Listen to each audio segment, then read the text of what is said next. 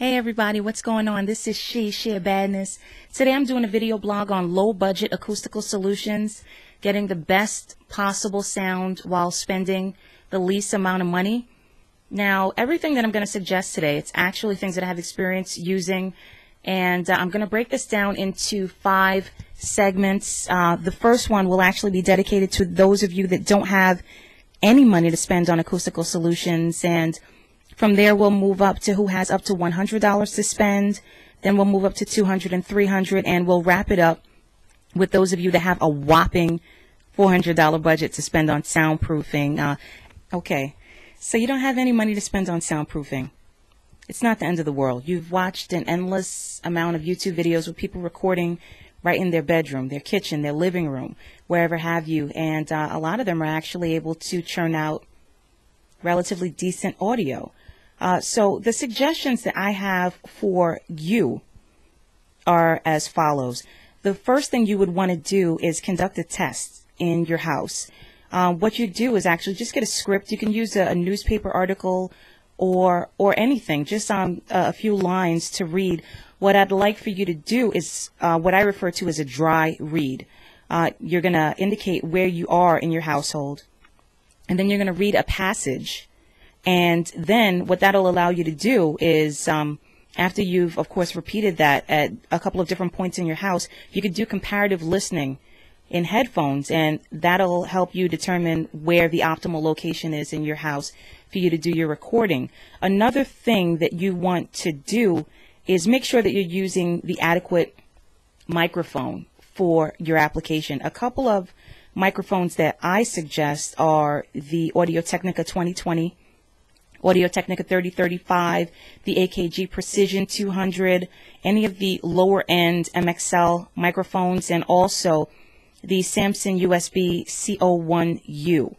The reason being is this: all of those microphones have a knack for picking up what's right in front of it.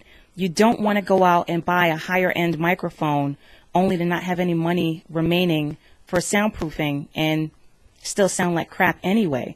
Now, with the Audio-Technica mic in particular, like I had to find my sweet spot. For me, it was having the mic downward, slightly inverted, face toward me, standing approximately like 6 to 9 inches away from the mic. And I could record in my living room and you wouldn't be able to tell the difference. Now, I wouldn't be able to pull that off with my Groove Tube mic, because standing in the middle of my living room, that microphone in particular would pick up the humming from the central air machine. It'll pick up the humming from the gas furnace, or the sound of the person mowing their lawn 2-3 houses away. The Samson mic that I just recommended, it actually has a built-in noise cancellation capsule. It was built with the idea of you recording right at your desk, not necessarily from a sound booth with someone punching you in from the control room.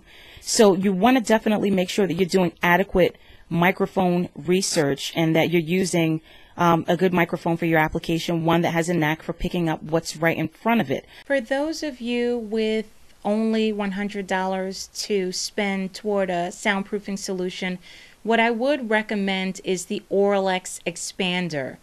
The Auralex X-pander, it's about $60. It comes in a package with 14 parts to assist with both vocal recording and also instrument recording. It does a great job getting rid of those early reflections. You could place it horizontally or vertically. You'd want to play around with the positioning, with how you place it behind your microphone, but it's definitely, it's a great addition to your studio, especially taking into consideration the price. Actually, right now, Sweetwater, I believe they have this item on sale. It's only $50, and you don't have to pay any tax or shipping. And you can stand right in your living room or any one of the rooms in your house that you'd like to record in, and place this item behind your mic, and there's an immediate noticeable improvement in the sound. I've had this item for about 1 year. Okay, so let's say you have up to $200 to spend on soundproofing. What I have right here is an Audimute soundproofing blanket. It has an NRC rating of 0.70. What I did with this soundproofing blanket was in a creative moment, I actually went to the Sears hardware store and I got PVC pipe. You know the PVC pipe, it's actually that hard plastic that you see in the plumbing section. They could custom cut it for you. And then they have the basins with like the T-joints and so forth. You could put it together like a jigsaw puzzle. What I did was I built a frame and I got some tie wraps, heavy-duty tie wraps, and I just punctured a hole in the corners of my sound blankets and I hung it up around the frame. So in a moment I'm actually going to show you how I parlayed this here sound blanket into the poor man's vocal booth. What I did was I got these blankets, which are basically 4 for $100, spent about $25 on the PVC pipes, and then I bought a clip light for about $10. Altogether, I spent less than $150, and I was able to make the poor man's vocal booth. Now, with these soundproofing blankets, you want to be very careful not to buy from unscrupulous sellers that are selling moving blankets and calling it sound blankets so they can, you know, get more money for it. Now, this is a moving blanket. It's not going to help you. These things that they sell in U-Haul, it's not going to help you. It's not the same thing. So Audimute is reliable. For those of you that have up to $300 to spend on a soundproofing solution, what I would recommend is the SE Electronics Reflexion filter, also known as the Serf filter, which is it's a series of panels, and what it helps do is it helps you not sound like you're recording in a box or recording in an open room. What it has is there's actually a panel on the top that it allows you to slide the microphone forward and back depending on how dead you want to get the vocals. One thing to bear in mind is this is actually relatively heavy, so if you're using a traditional mic stand, it might tip your stand, but luckily you can just detach it from the hinge and you can put it right behind your microphone, right there on your desk. This actually, it helps against echo, it helps against reverberation, it also helps against reflections.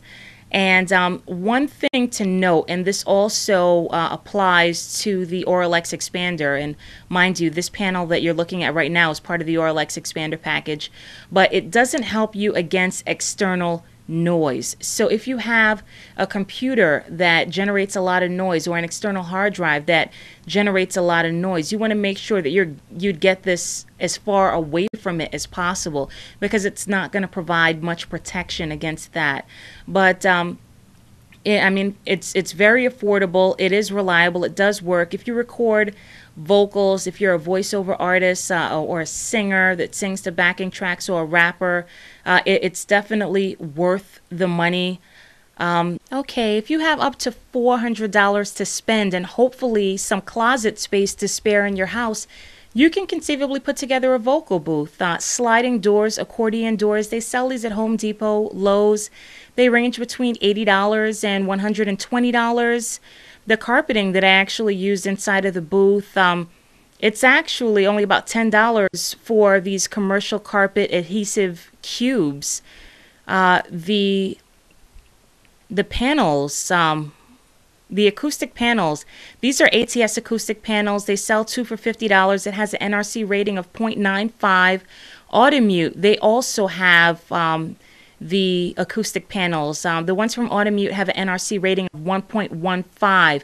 Of course, the higher the NRC rating, the less amount of panels it's going to require to treat your space. The foam is what's going to cost you the most amount of money. It's about $2.50 per 2-inch Auralex wedge foam. And the best pricing, you should probably check eBay. Also, you may want to check your local Craigslist to see if there's any bands that may have overspent and they're looking to unload some. Hey guys, this wraps it up. Hopefully you found this information useful. I'm sorry about fumbling the camera. But in everything that I showed you today, in knowing that, in having all of these items combined, that I haven't even spent half of what it would cost for a whisper room, I know I came out as a winner ultimately, and so could you.